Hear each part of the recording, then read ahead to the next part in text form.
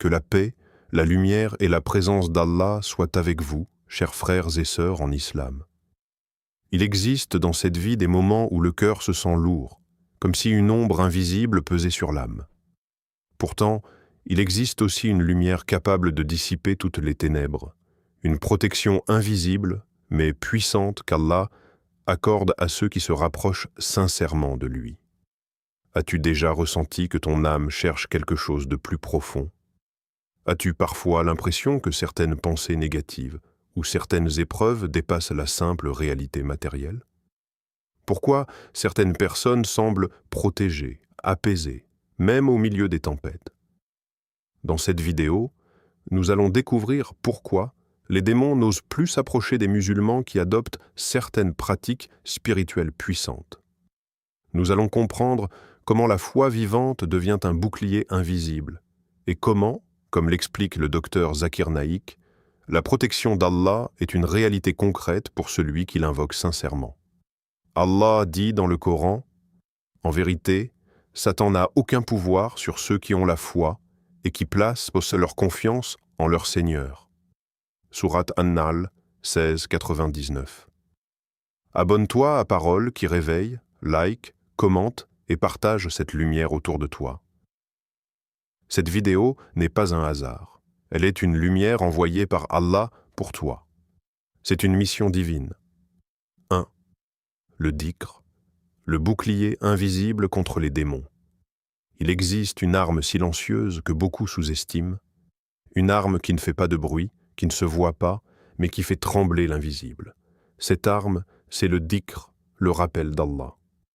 Dès que la langue prononce « Subhanallah » ou « Alhamdulillah » Allahu Akbar, quelque chose change dans le monde invisible. Le cœur s'éveille, l'âme respire. Et les ténèbres reculent. Le rappel d'Allah n'est pas une simple répétition mécanique, c'est une connexion. C'est un fil lumineux entre la créature et son créateur. Les démons se nourrissent de l'insouciance, du vide spirituel, des cœurs distraits. Mais lorsque le nom d'Allah résonne régulièrement dans la poitrine d'un croyant, ce vide disparaît. Et là où il n'y a plus de vide, il n'y a plus d'espace pour Shaitan. Le messager d'Allah, que la paix et le salut d'Allah soient sur lui, nous a enseigné que celui qui mentionne son Seigneur est comme un vivant, et celui qui ne le mentionne pas est comme un mort. Un cœur sans dhikr devient sec, vulnérable, fragile face aux insinuations. Mais un cœur vivant par le rappel devient une forteresse dont les murs sont faits de lumière. Allah dit dans le Coran, « Ô vous qui avez cru, invoquez Allah d'une invocation abondante. » Sourate Al-Ahzab 33-41. Pourquoi abondante? Parce que le combat est constant. Les suggestions négatives sont constantes. Les doutes, les peurs, les tentations ne prennent jamais de pause. Alors le croyant, lui aussi, maintient sa protection constante. Imagine une maison plongée dans l'obscurité. La moindre ombre semble effrayante, le moindre bruit devient inquiétant. Mais dès qu'on allume la lumière, tout change. Le dhikr est cette lumière. Quand une maison résonne par la mention d'Allah, elle devient un lieu où les anges descendent et où les démons se retirent. Les savants ont expliqué que Satan fuit la maison dans laquelle le Coran est récité et Allah est rappelé. Le matin, lorsque tu ouvres les yeux et que tu dis « Alhamdulillah qui nous a redonné la vie après nous avoir fait mourir », tu ne fais pas qu'exprimer une gratitude. Tu poses la première pierre de ta muraille spirituelle. Les invocations du matin et du soir sont comme des gardiens postés aux portes de ton âme. Le dhikr apaise aussi les tempêtes intérieures.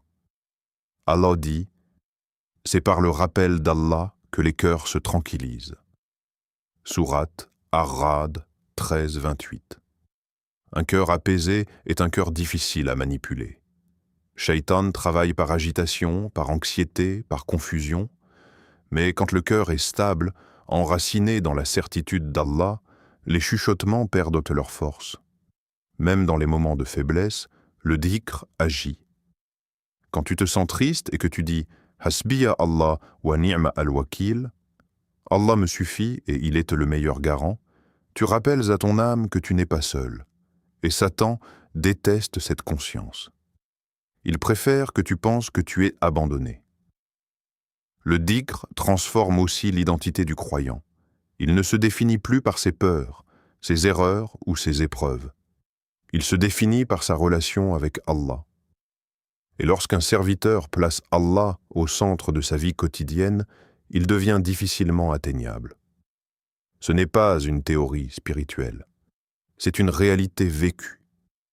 Plus le dhikr est présent, plus la lumière grandit. Plus la lumière grandit, plus l'ombre disparaît. Et les démons qui prospèrent dans l'ombre n'osent plus s'approcher d'un cœur constamment illuminé par le nom d'Allah. 2. La prière. La lumière qui brûle les ténèbres. Il y a, dans la vie du croyant, un rendez-vous que rien ne devrait remplacer.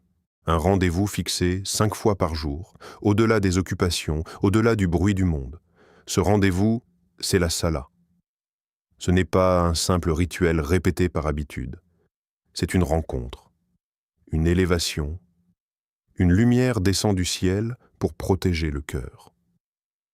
La prière est ce moment où le serviteur quitte l'agitation terrestre pour se tenir devant le roi des cieux. Dans un monde rempli de distractions, d'images, de tentations et de pressions invisibles, la salat devient une purification régulière. 5 fois par jour, l'âme se lave de la poussière accumulée. Allah dit, certes, la prière préserve de la turpitude et du blâmable.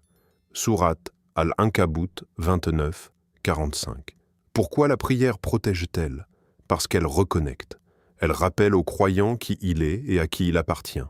Satan agit dans l'oubli. Il murmure lorsque l'être humain se sent autonome, lorsqu'il pense pouvoir vivre sans guidance. Mais lorsqu'un serviteur se lève pour prier, il affirme par ses actes « Je suis dépendant d'Allah ». Dès que l'appel à la prière retentit, une séparation se crée entre la lumière et l'ombre.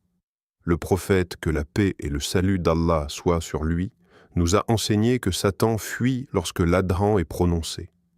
Cela montre que la prière n'est pas seulement un acte visible, mais un événement spirituel qui bouleverse l'invisible.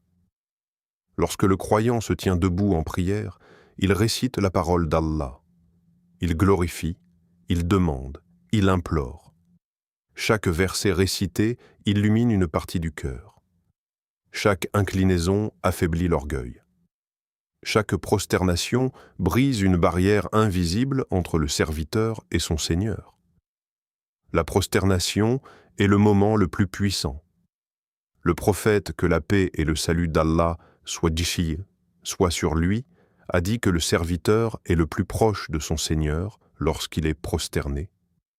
Quelle image magnifique, le moment où ton front touche le sol est celui où ton âme s'élève le plus haut. C'est dans cet abaissement total que la plus grande élévation se produit. Les démons travaillent par arrogance et rébellion. Leur chef, Iblis, a refusé de se prosterner par orgueil.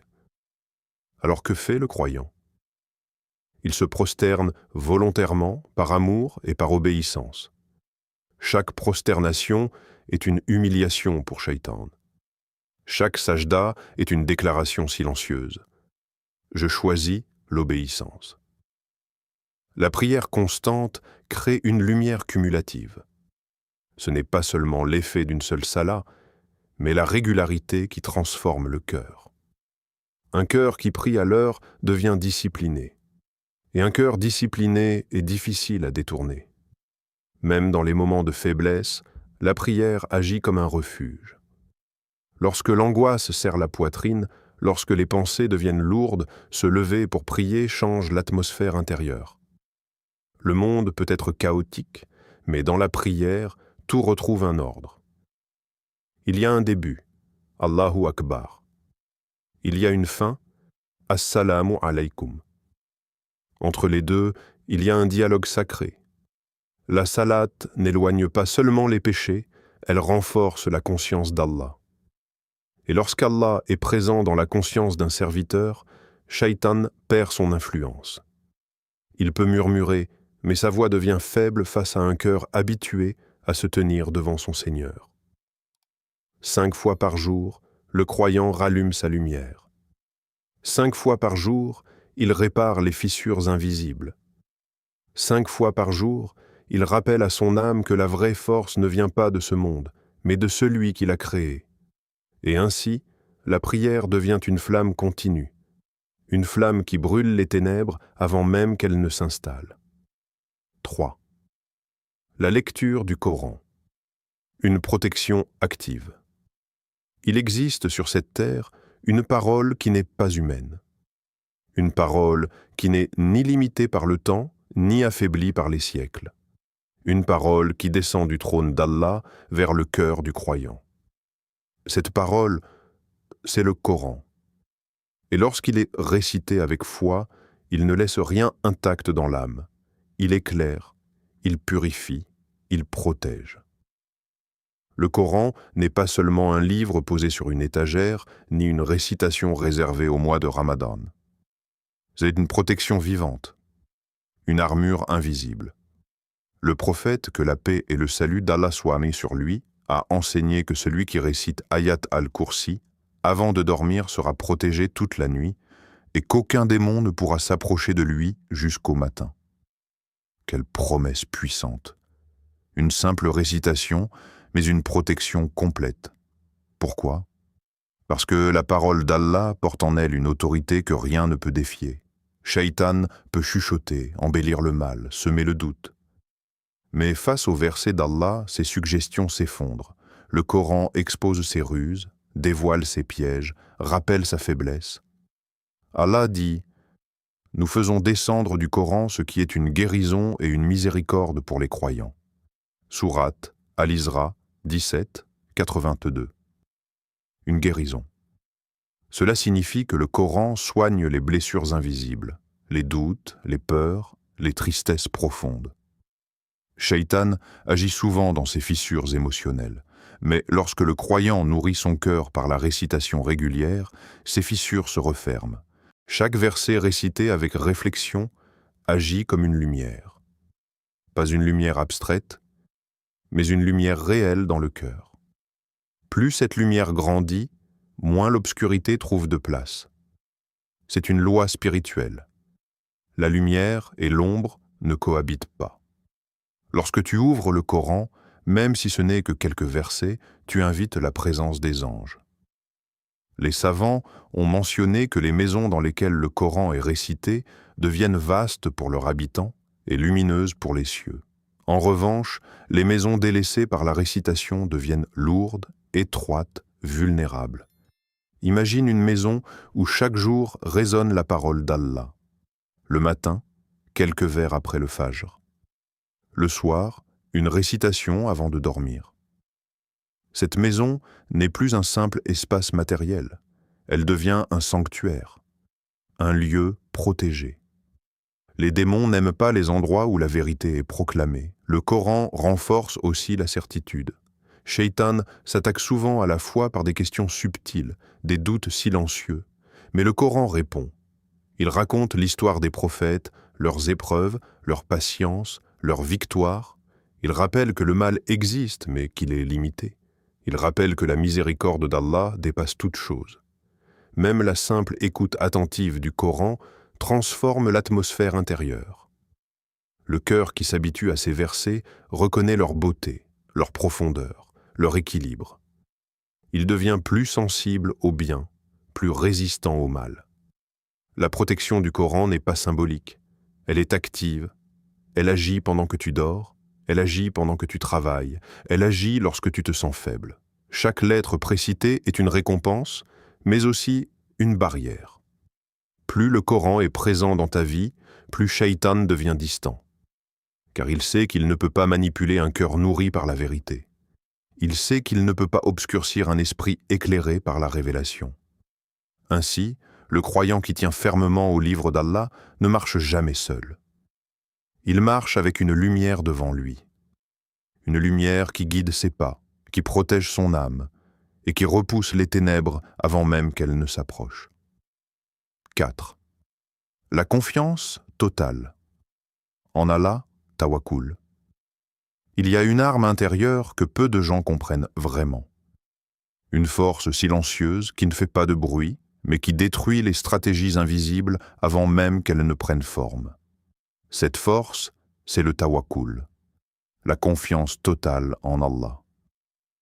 Les démons exploitent une porte précise pour entrer dans le cœur humain, la peur de l'avenir, la peur de manquer, la peur de perdre, la peur d'échouer.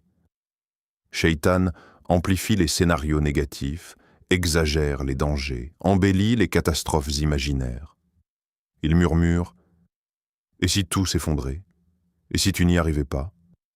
Mais lorsque le croyant place sa confiance en Allah, cette porte se ferme.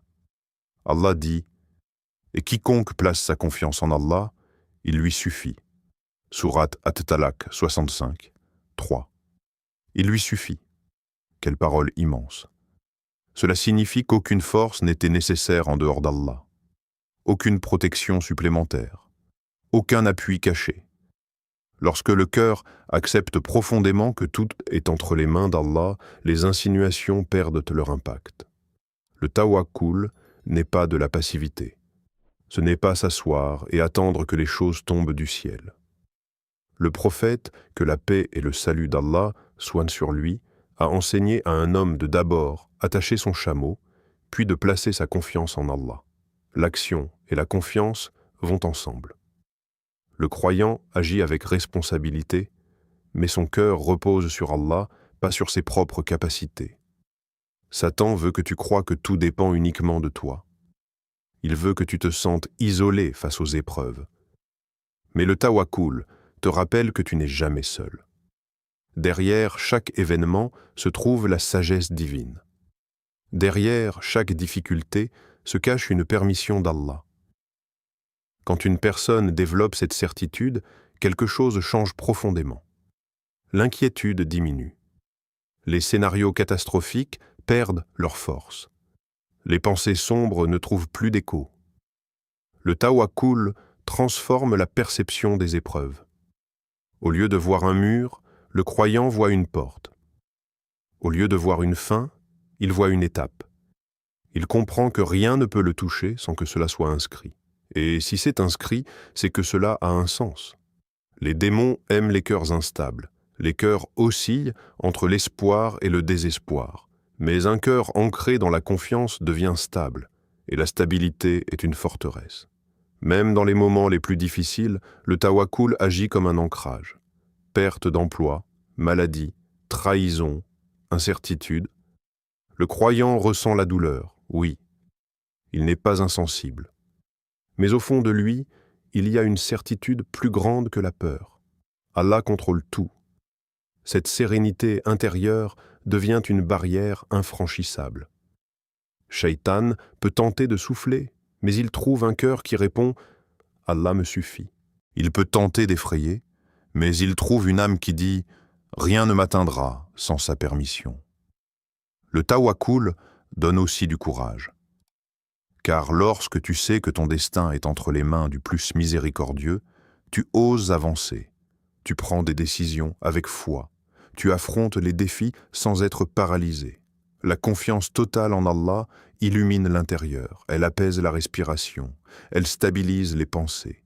Et face à cette tranquillité profonde, les démons perdent leur terrain d'action, car ils prospèrent dans le doute, ils prospèrent dans la panique, mais ils reculent devant un cœur qui a compris une vérité simple et immense. Si Allah est avec moi, rien ne peut me dominer. 5.